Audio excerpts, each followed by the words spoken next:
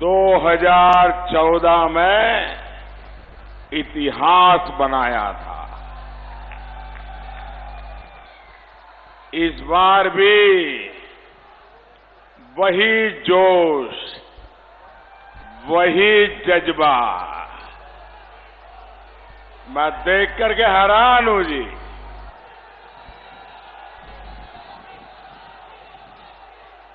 ये आपका प्यार, आपका आशीर्वाद,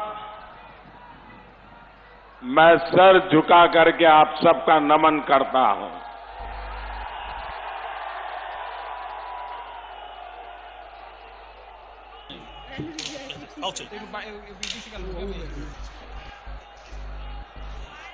जो दिल्ली में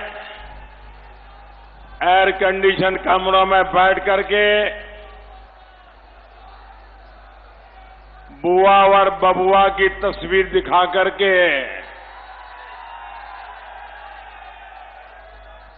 हिंदुस्तान को भ्रमित कर रहे हैं, लेकिन दिल्ली के एयर कंडीशन कमरों में बैठे हुए पता नहीं है कि जनता की असली ताकत क्या होती है। लेकिन साथियों, 300 सीटों पर वोट पड़ने के बाद जो खबरें आ रही है, उससे कुछ लोगों के चेहरे लटक गए हैं।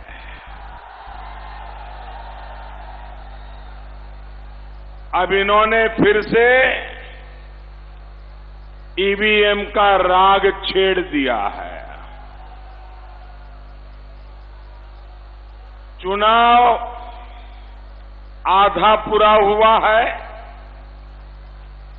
आधे चुनाव तक वो पूरा समय मोदी को गाली देते रहे, लेकिन बात बनी नहीं। तब उन्होंने अपना गाली देने वाला जो तरीका है वो मोदी से हटा करके ईवीएम पर ले गए हैं। अब आधा चुनाव ईवीएम को गाली देने में निकाल देंगे। आखिर मैं इनके हाथ में क्या लगेगा भैया?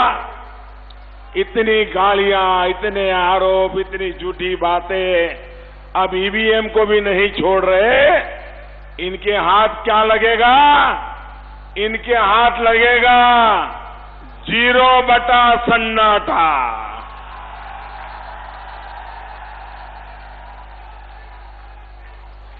भाइयों और बहनों, सपा और बसपा वाले मेरी जाति का सर्टिफिकेट बांटने में जुटे हैं और कांग्रेस के नामदार मोदी के बहाने पूरे पिछड़े समाज को ही गाली देने में लगे हैं। इनकी राजनीति का यही सार है। ये जात पात पंथ संप्रदाय उससे आगे सोच ही नहीं सकते। एक भारत श्रेष्ठ भारत की बात इनके पल्ले नहीं पड़ती है। और अगर ये यही करते रहेंगे तो उनकी दुकानों को अलीगढ़ का ताला लगना पक्का है। लेकिन भाई और बहनों, जमीन से पूरी तरह कट चुके लोग इस बार अपने ही खेल में फंस गए हैं। इनको पता ही नहीं चला कि 21वीं सदी का वोटर, 21वीं सदी का मतदाता, ये नौजवान जिसके जिंदगी के सपने सारे अधूरे हैं, जो ख्वाब लेके चला है, ख्वाहिश लेके बड़ा है, और खपने के लिए तैयार है। 21वीं सदी में जो पैदा हुआ, पूरी 21वीं सदी उसके सामने पड़ी है। वो क्या चाहता है, ये न नेताओं को समझ आ रहा है, न पॉलिटिकल पंडितों को समझ आ रहा है।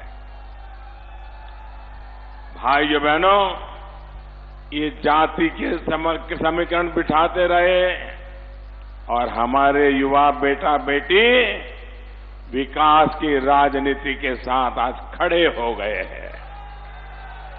मैं मेरे सामने देख रहा हूं 80% नौजवान है, 80%।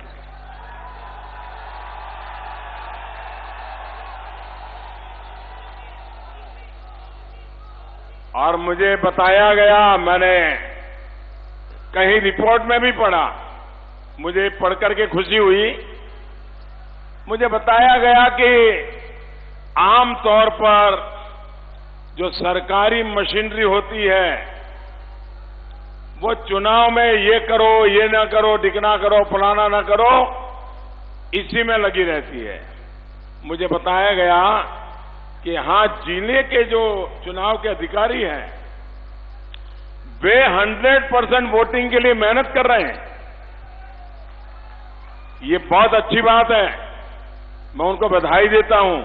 और मैं इलेक्शन कमीशन से भी कहूंगा कि जो बात मैंने सुनी, अगर वो सही है तो इलेक्शन कमीशन ने ये किस प्रकार से जन जागृति कर रहे हैं, मतदाताओं को जागरूक कर रहे हैं, राजनीति से परे होकर के लोकतंत्र की बात कर रहे हैं, तो भारत सरकार के इलेक्शन कमीशन ने भी ऐसे मेहनत करने वाले अफसरों की तरफ देखना चाहिए।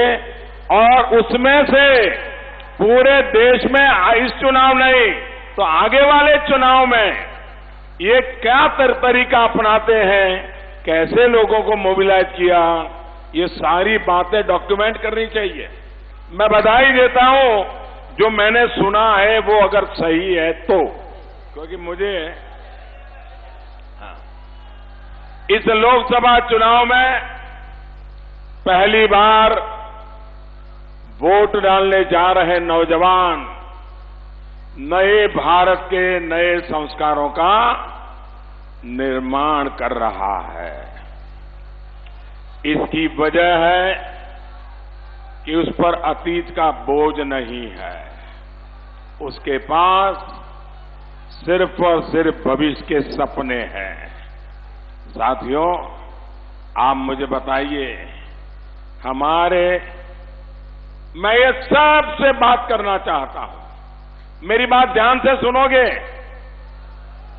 ये जो मैं बात कर रहा हूं वो दल की नहीं कर रहा हूं, देश की कर रहा हूं। आपको मंजूर है?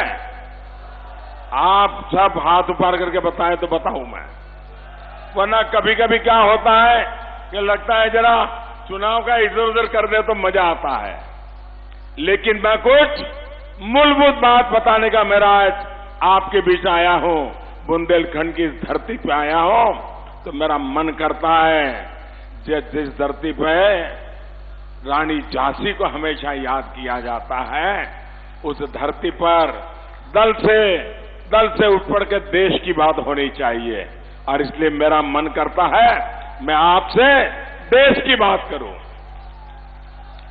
साथियों, आप मुझे बताइए, हमारे देश के महान स्वतंत्रता सेनानी, देश के बलिदानी भगत सिंह, क्या किसी को मालूम है किस जाति के थे?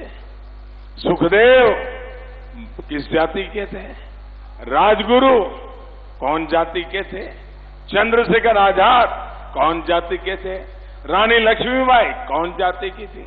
नेताजी सुभाष बोस कौन जाति थे? भाइयों बहनों, एक भी महापुरुष अपनी जाति से नहीं जाना जाता है। आप मुझे बताइए, ये दांडी यात्रा 1930 में हिंदुस्तान की आजादी का एक स्वर्णिम पृष्ठ है। क्या कभी किसी ने हिसाब लगाया कि दांडी यात्रा में गांधी जी के साथ चलने वालों में इस जाति के इतने थे, इस जाति के इतने थे, इस जाति के इतने थे? क्या कभी किसी ने सुना है क्या? सुना है क्या? हर कोई भारतवासी था कि नहीं था? अंडमान निकोबार में काला पानी सजा काटने के लिए हमारे छोटी छोटी काल कोठरियों में देश के भारत मां के वीर सपूतों को बंद कर दिया था अंग्रेजों ने। क्या कभी किसी ने सोचा कि काला पानी की सजा भुगत करके मां आजादी की जंजीरों को तोड़ने की तपस्या करने वाले उन वीरों में कौन किस जाति में पैदा हुआ था? क्या कभी किसी ने चर्चा की?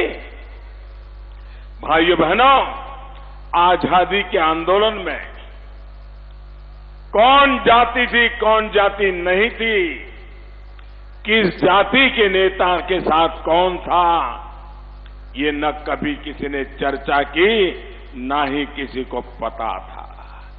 सभी ने एक ही बात कही, भारतीय होकर, एकजुट होकर अंग्रेजों का मुकाबला किया और भारत को सैकड़ों वर्षों की गुलामी से मुक्त किया। किया कि नहीं किया? आजाद हुआ कि नहीं हुआ? सबने अपने आप को भारतीय कहा कि नहीं कहा?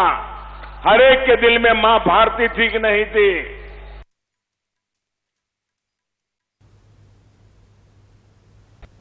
के दीवाने थे, सब स्वराज के लिए लड़ रहे थे। अब आज भी आजादी के 70 साल के बाद, और जब हम आजादी के 75 साल मनाने वाले हैं, ये चुनाव आजादी के 75 साल के पहले का आखिरी चुनाव है।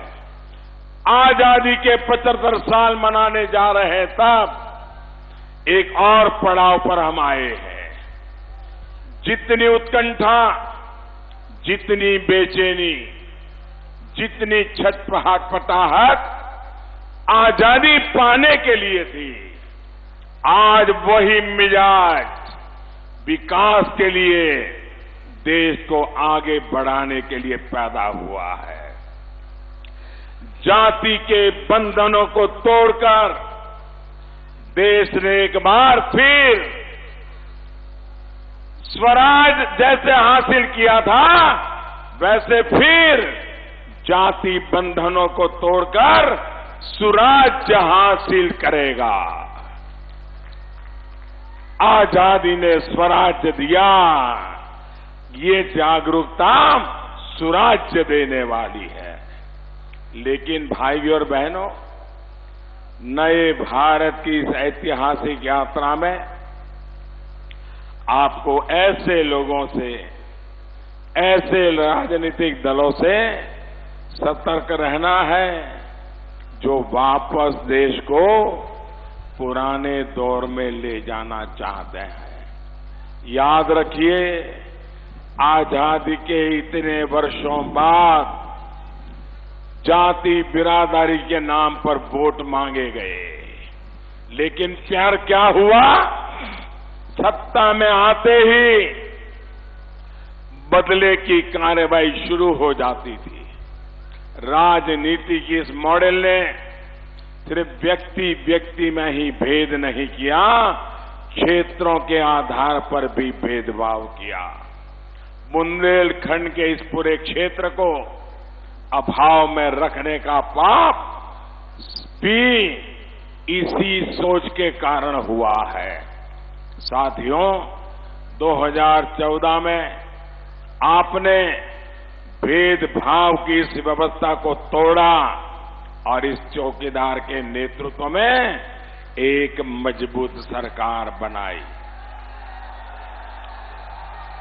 तभी सबका साथ, सबका विकास संभव हो पा रहा है।